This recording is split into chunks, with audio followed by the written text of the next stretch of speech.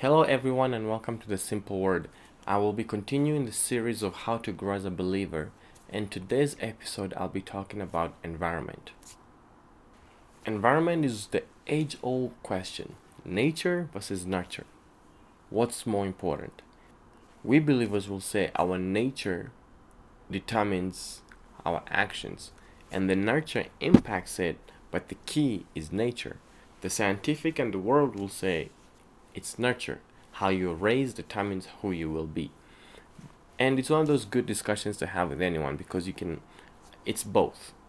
Your nature determines who you are, but you need the nurture so that the real you can be brought out. But back to what we're talking about: how to grow as a believer. I believe both matter. Our nature and nurture matter. And that's why it's important for you to be in the right environment for you. In Matthew chapter 13, which is where we'll spend a lot of our time in today, it's the parable of the sower sowing the seed. And I'm not going to read through it because it's a lot. But I'll just give you the overall. And the overall is: a sower goes to sow a seed. He takes seed, nature, and he puts it in 4 different grounds. You have the hard ground, rocky ground, thorny ground, and good ground. Nurture. So the seed is it's who you are. And the ground is the nurture. And in all those you have 4 different results. So who you are is very important, but your environment is just as important, because some seeds don't grow, some seeds grow a little bit and they falter, some go for a while and they falter, and some grow forever because you're in the right environment. Well, when you become a believer, it's very important for you to be in the right environment. And God will lead you to the right environment. You don't have to struggle. You just need to follow. I'll repeat that. You don't have to struggle. You just need to follow. You just need to listen. So, let us look at that parable at a deeper length, at a deeper level. Sower sows a seed. The sower is walking. He throws some on the path. I personally believe this parable talks about progression. When we start as a young believer into young adulthood, and adulthood. That is if you keep growing and if you keep pursuing God. And the first place is the hard ground. And that reminds me of Psalm chapter 1. So let's turn there. Psalm chapter 1 says this: "Blessed is the man who walks not in the counsel of the ungodly, nor stands in the paths of sinners, nor sits in the seat of the scornful. But his delight is in the law of the Lord, and in his law he meditates day and night." But just verse 1. "Blessed is the man who walks not in the counsel of the ungodly, nor stands in the path of sinners, nor sits in the seat of the scornful." That is the path. That if you look at Matthew 13, the seed that fell on the path. When you're an unbeliever, you're surrounded by unbelievers. You're surrounded by people who don't know God. So you're immediately in the wrong environment. And if you keep reading the parable, the birds of the air, that's the enemy and the devil and demons, come and steal the word. Because your heart, first of all, is hard. But secondly, you are surrounded by the wrong people. So they don't even help you see what God is doing. But when you separate yourself from them and you begin to pursue God, you go into the rocks. And now, back in Jesus' time, that was a little fence that was about knee high that used to separate the garden from the path, because people walk on the path. So it wasn't like a big fence. It was just big enough to separate the grounds. And that's the decision time, where you have to determine who do you want to be around you. You still have people from the rocky past, from the hard ground, the sinful past, and you have people potentially in the new life, in the Christian life. And now that's the decision making time. Who are you going to align yourself to? Are you going to still stay with your old friends or move over to the new friends that God is bringing in your life? The sinful friends might be the best fun people to be around. They might bring, you might have the most fun with them, but at what cost? Because we need to remember, we're only here for a little bit and then it's off into eternity. And depending on how you live life here, you will impact your eternity.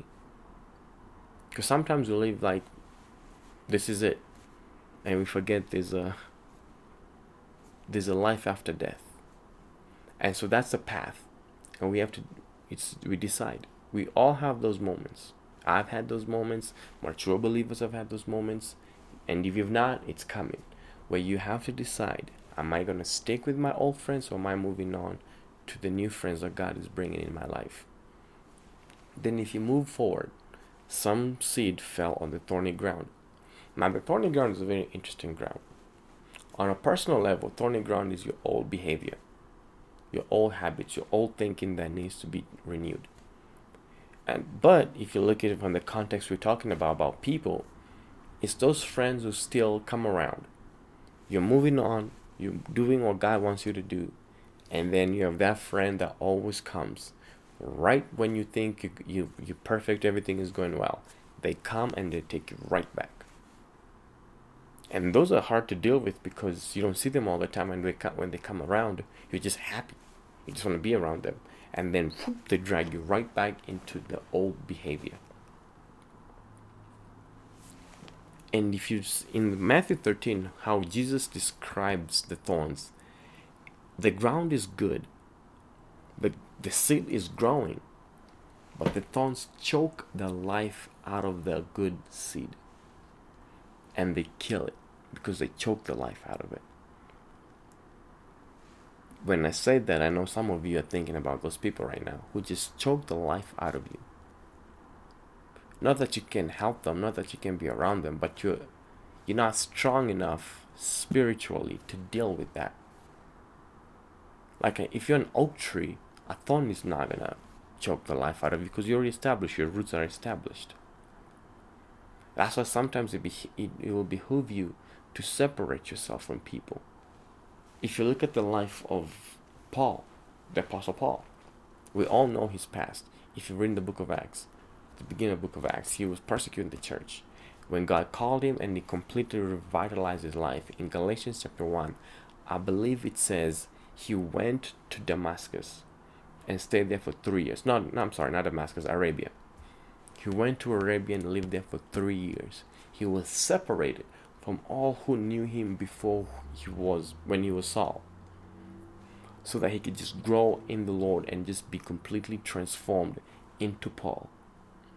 And we all need that separation, because those thorns in our lives that will choke us out if we're not careful. And then the fourth ground is the good ground. But even within the good ground, there's 3 levels. You have seed that produce 30-fold, seed that produce 60-fold, and seed that produce 100-fold. And that's all down to you renewing your mind. And you can compare that to Romans 12. Romans 12, 1 and 2.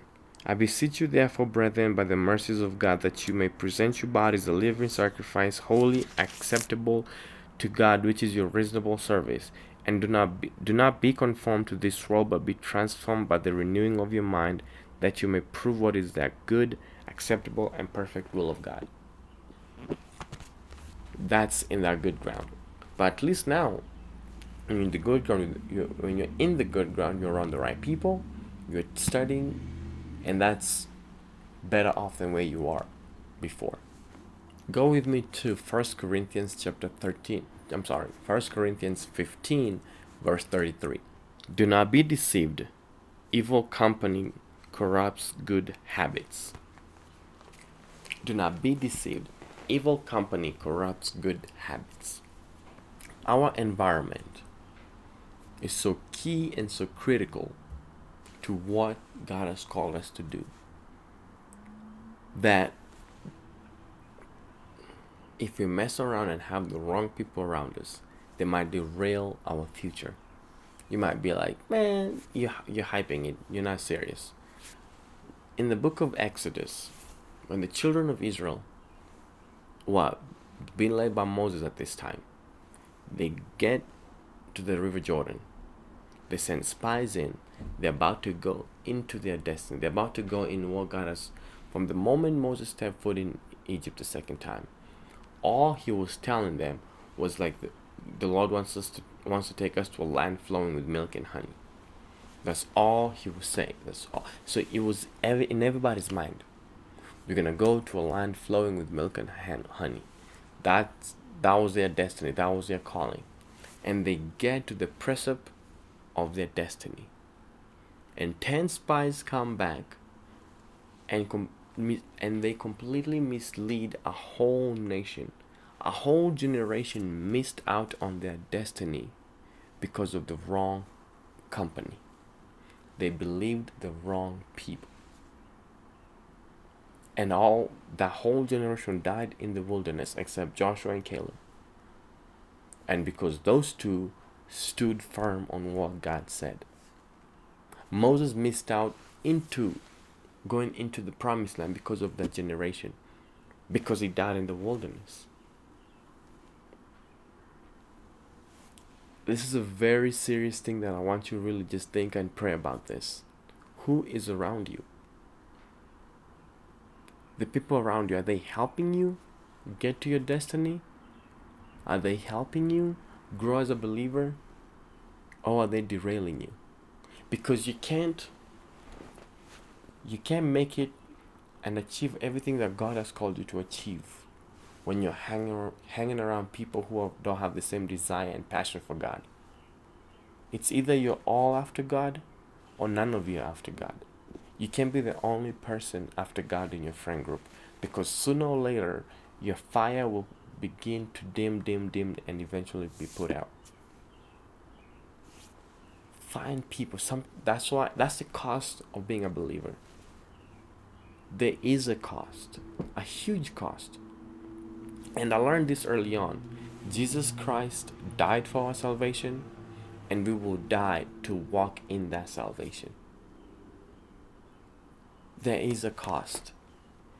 Be it your friends, be it your job, whatever it is that God is telling you to put on the altar, do it, because the reward is much greater.